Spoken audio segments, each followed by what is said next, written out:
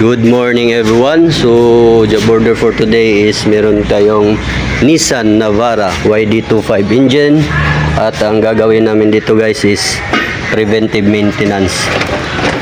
So lilinisin namin yung mga NGR, intake manifold, throttle body, turbo intercooler, turbocharger, and including muffler. So, ang issue nito, may issue to guys, black smoke siya,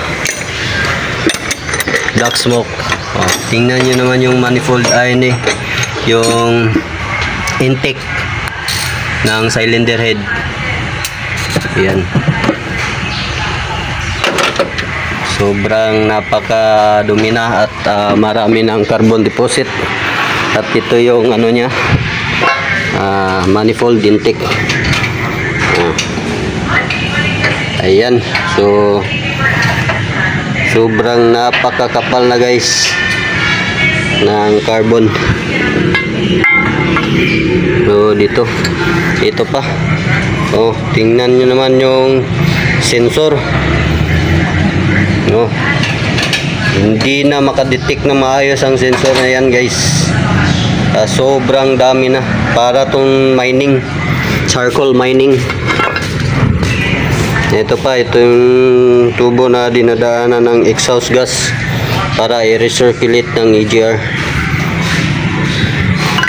EGR, it means exhaust gas recirculation. Tingnan nyo naman si EGR. Ito yung condition EGR. Ayan. Tingnan natin. So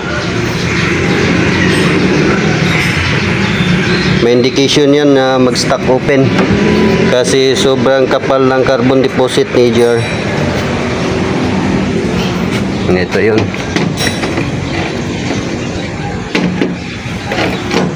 Ayan guys,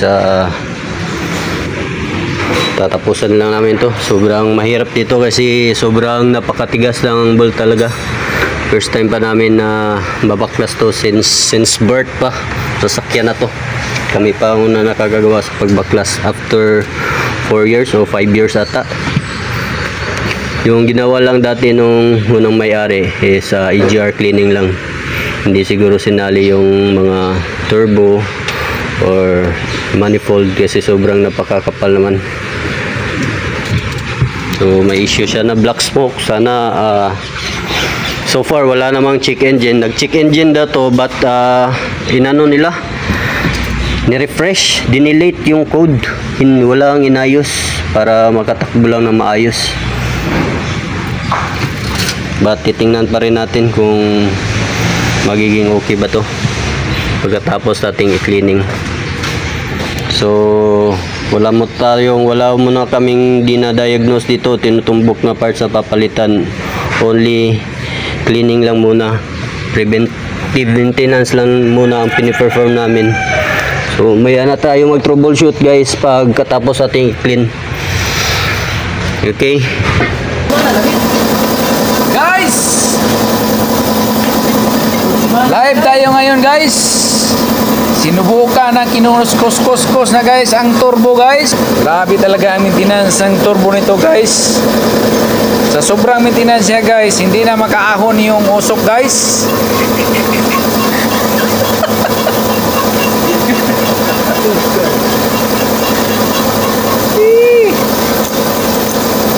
sobrang busy man guys. Sobrang busy guys. Kahapon wala kaming ginagawa kahapon.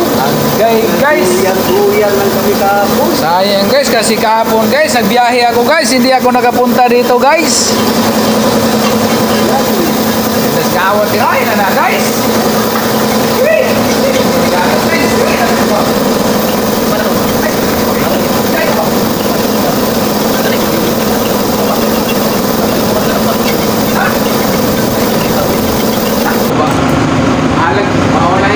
Ayan guys, partial lang muna to guys ha. Ayan. So ganito karami yung carbon na build up guys. check natin. Yan. Nasa loob nito. Linisin pa namin ng mabuti to. So tinanggal ko lang muna yung kayang tanggalin o makuskus natin. Ito. Ganito karami yan guys. Carbon build-up ng isang intake manifold. So ito pa turbo. Turbo at saka catalytic converter. Ito yun. Karugtong ng intake manifold dito.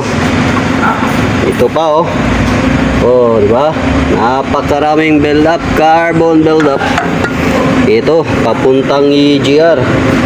So, ayan. Yan lang muna sa loob ng manifold na yan. Ito lang yung tatanggal namin. Ayan guys, may waiting pa kami guys.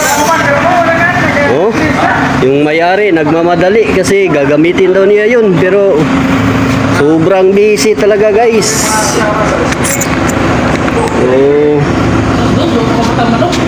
First come first serve talaga tayo dito guys.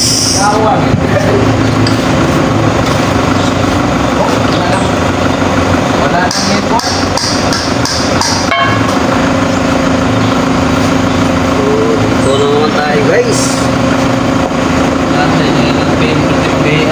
Sabi na to. Sabi na to guys. Yes. Bayag na tayo guys. Saan na ba yan? Grabe na to. Bukas na raw guys. Kasi guys ay grabe. Customer guys. Hindi na masyadong guys. Wow ng mga trabaho guys kasi luwa sila guys. Kulang ng mga tauhan guys. Kailangan namin na rescue guys.